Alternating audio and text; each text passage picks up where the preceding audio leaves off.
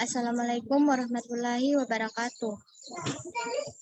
First and first, let us raise our praise to Allah Subhanahu wa Ta'ala, the Lord of this world, Master of Judgment Day, and the Creator of this universe, who has been giving us beautiful life. Secondly, salawat and salam to our Prophet Muhammad Sallallahu Alaihi Wasallam as the King of the Great Kingdom, namely Islam religion, then brought us from an educated person to be educated person. Okay, introduce myself. My name is Agustina HR. I'm study at Muhammadiyah University of Sidendang Sapang. I will explain about aspek-aspek semantik, tanda, lambang, dan konsep.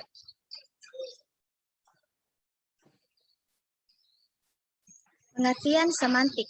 Semantik dari bahasa Yunani, semantikos, memberikan tanda penting dari kata sema. Tanda adalah cabang dari linguistik yang menyelidiki tentang makna bahasa. Dengan kata lain, semantik adalah pembelajaran tentang makna.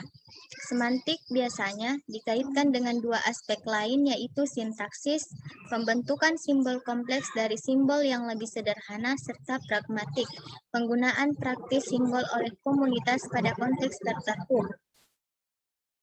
Semantik kebahasaan adalah kajian tentang makna yang digunakan untuk memahami ekspresi manusia melalui bahasa.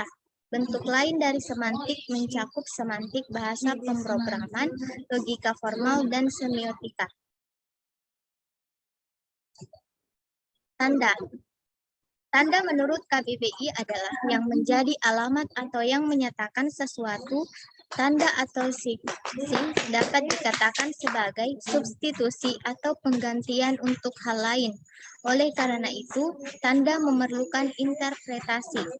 Teori tanda mengalami perkembangan dan kemudian dikenal dengan teori semiotik yang dikenal atas 3 cabang, yaitu semantik, sintaksis, dan pragmatik. Semantik berhubungan dengan makna, tanda-tanda. Sintaksis berhubungan dengan kombinasi atau gabungan tanda-tanda, sedangkan pragmatik berhubungan dengan asal-usul. Ada beberapa cara pengelompokan tanda berdasarkan sumber atau asal-usulnya. Tanda dibedakan menjadi 3 jenis, yaitu tanda yang ditimbulkan oleh alam yang diketahui manusia karena pengalaman. Misalnya, hari mendung adalah tanda akan segera turun hujan. Asap membumbung adalah tanda adanya kebakaran. Petir adalah tanda hujan akan turun lebat. Tanda yang ditimbulkan oleh binatang yang diketahui manusia dari suara binatang tersebut. Misalnya, anjing menggonggong adalah tanda ada orang yang masuk halaman. Ayam berkokok adalah tanda hari mulai pagi, tanda yang ditimbulkan oleh manusia.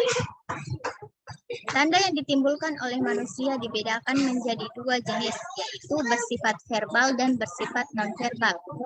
Tanda yang bersifat verbal adalah tanda-tanda yang digunakan sebagai alat komunikasi dihasilkan oleh alat bicara, sedangkan tanda bersifat non-verbal adalah tanda-tanda yang dihasilkan selain dari alat bicara manusia. Berikut contoh tanda yang bersifat non-verbal. Melalui gerakan anggota badan, body gesture, atau dikenal dengan istilah bahasa isyarat, dan yang bersifat nonverbal melalui suara atau bunyi. Contoh tanda yang bersifat nonverbal melalui gerakan anggota badan yaitu acungan jempol sebagai tanda hebat atau bagus, anggukan sebagai tanda hormat atau pernyataan ya, gelengan kepala sebagai tanda pernyataan tidak atau bukan.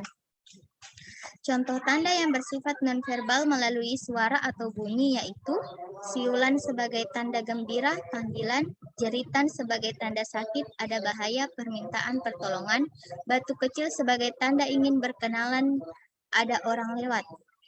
Kedua, lambang. Lambang memiliki pengertian sebagai sesuatu seperti tanda atau lukisan, tulisan, perkataan yang menyatakan suatu hal yang mengandung suatu makna tertentu. Syair mengemukakan bahwa lambang sebenarnya juga adalah tanda, hanya bedanya lambang tidak memberi tanda secara langsung, melainkan melalui sesuatu yang lain.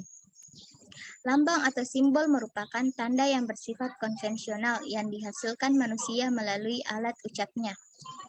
Bunyi-bunyi bahasa atau satuan bahasa sebenarnya termasuk lambang sebab sifatnya konvensional. Untuk memahami makna atau yang diacu oleh bunyi-bunyi bahasa, itu kita harus mempelajarinya. Tanpa mempelajarinya, orang Inggris tidak akan tahu bahwa dalam bahasa Indonesia adalah table adalah bahasanya. Adapun lambang berciri, yang pertama tanda, kedua mengganti atau mewakilkan, yang ketiga berbentuk tulisan atau lisan, yang keempat bermakna, yang kelima aturan, yang keenam berisi banyak kemungkinan karena kadang-kadang tidak jelas, yang ketujuh berkembang atau bertambah, yang kedelapan individual, yang kesembilan menilai, yang kesepuluh berakibat, dan yang terakhir memperkenalkan. Konsep. Adapun konsep merupakan istilah yang diajukan Leon sebagai pengganti istilah Dauk atau reference.